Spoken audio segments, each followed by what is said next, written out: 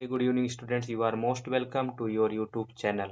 कल के क्लास में हमने जो है क्लास 12th के इंग्लिश टेक्स्ट बुक का जो है पैसेज नंबर 4 to 8 के बारे में हमने डिस्कस किया था। उसके पहले वाली क्लास में हमने 1 to 4 स्टडी किया था और आज हम इसके आगे के जो भी 4 पैसेज बचे हुए हैं उनको 1 by 1 पढ़ेंगे।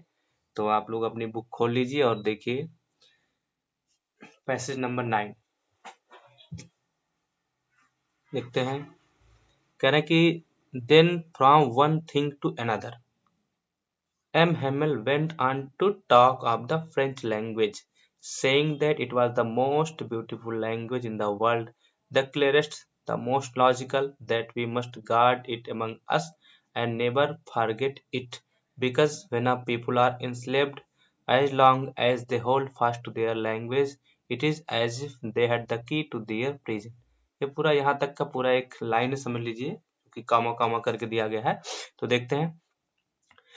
Then from one thing to another, तब एक के बाद दूसरी बात करते हुए M Hamel went on to talk of French language.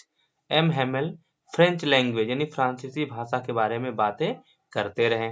Saying that it was the most beautiful language in the world, the clearest, the most logical. यह कहते हुए कि यह सेइंग दैट अर्थात यह कहते हुए कि it was the most beautiful language in the world, यह दुनिया की सबसे सुंदर भाषा है। यह दुनिया की सबसे सुंदर भाषा है। The clearest, the most logical, और बिल्कुल स्पष्ट भाषा यानी सबसे स्पष्ट भाषा है। द मोस्ट लॉजिकल, और इतनी तार्किक है।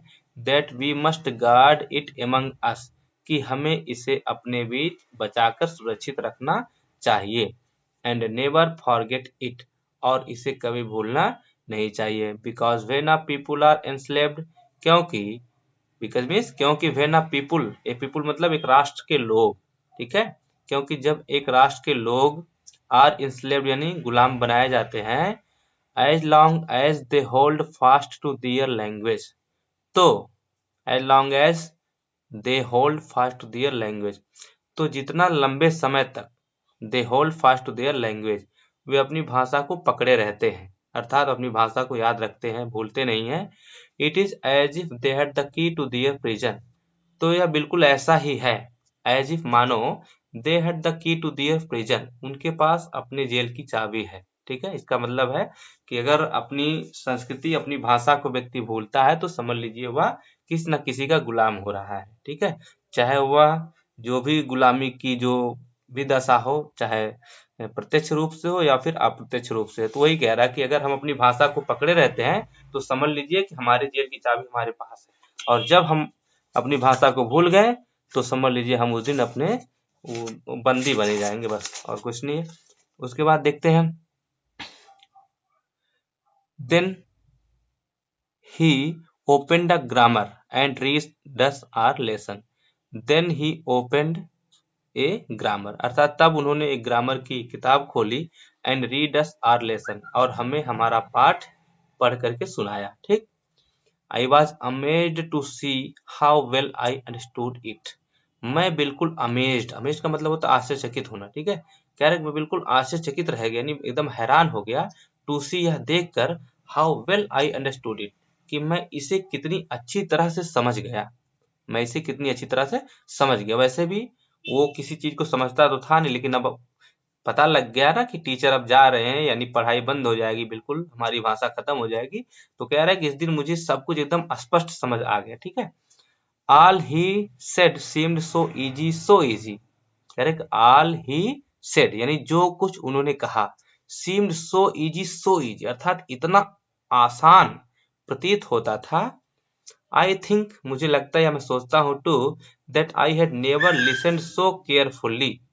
आई had never listened so carefully, कि मैंने कभी इतने ध्यान से किसी चीज को नहीं सुना था, यानी जो भी पढ़ाते थे वो कभी इतने ध्यान से नहीं सुनता था। ठीक है, and that he had never explain everything, और शायद उन्होंने भी कभी विथ सो मच पेशेंस, इतने धैर्य के साथ हर चीज को नहीं पढ़ाया था। ठीक है ना, इतने धैर्य के साथ हर चीज को नहीं पढ़ाया था।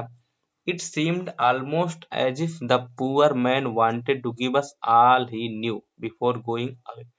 It seemed माने ऐसा प्रतीत होता था, ठीक है, almost यानी लगभग ऐसा प्रतीत होता था as if मानो the poor man wanted to give us all he knew, वह बेचारा आदमी जो कुछ जानता था वह सब हमें दे देना चाहता था, बिफोर गोइंग अवे, दूर जाने के पहले। तो ये कह रहा है कि ऐसा प्रतीत होता था मानो वह बेचारा आदमी जाने के पहले जो कुछ भी उसके पास था, यानी जो कुछ भी वो जानता था वो सब हमें दे देना चाहता था, अर्थात हमें पूरी तरह से बता देना चाहता था। And to put it all into our heads at one stroke, and to put it all into our heads at one stroke, और एक ही बार में, स्ट्रोक का मतलब जानते प्रहार होता है, कह रहा है कि और एक ही बार में इसे हमारे दिमाग में बिल्कुल बैठा देना चाहता था, ठीक है ना।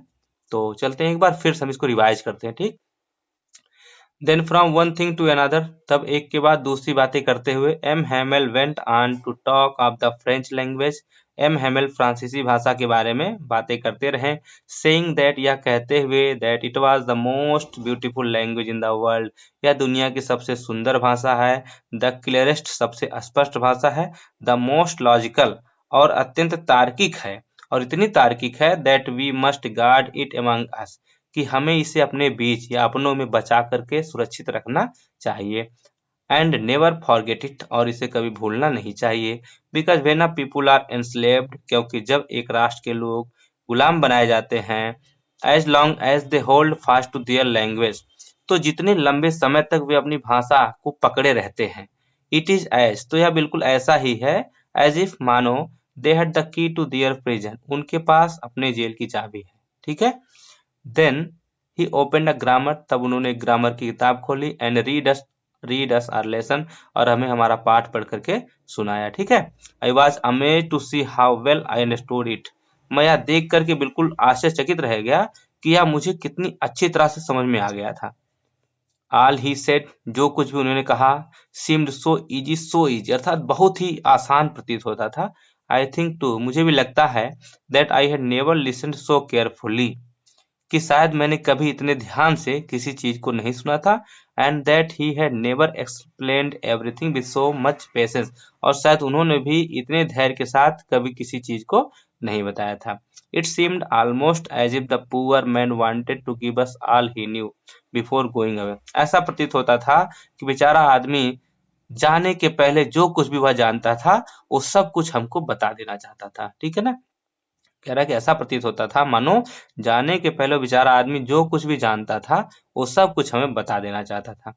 And to put it all into our heads at one stroke, और एक ही प्रहार में इसे हमारे दिमाग में बैठा देना चाहता था, ठीक है ना। तो ये रहा आपका पैसेज नंबर 9, और बिल्कुल मैंने स्पष्ट तरीके से बता दिया, आप धीरे धीरे इसको पढ़ेंगे या फिर चाहे तो फास्ट करके भी पढ़ सकते हैं, समझ में आ जाएगा, ठीक है ना। तो thanks for watching this video.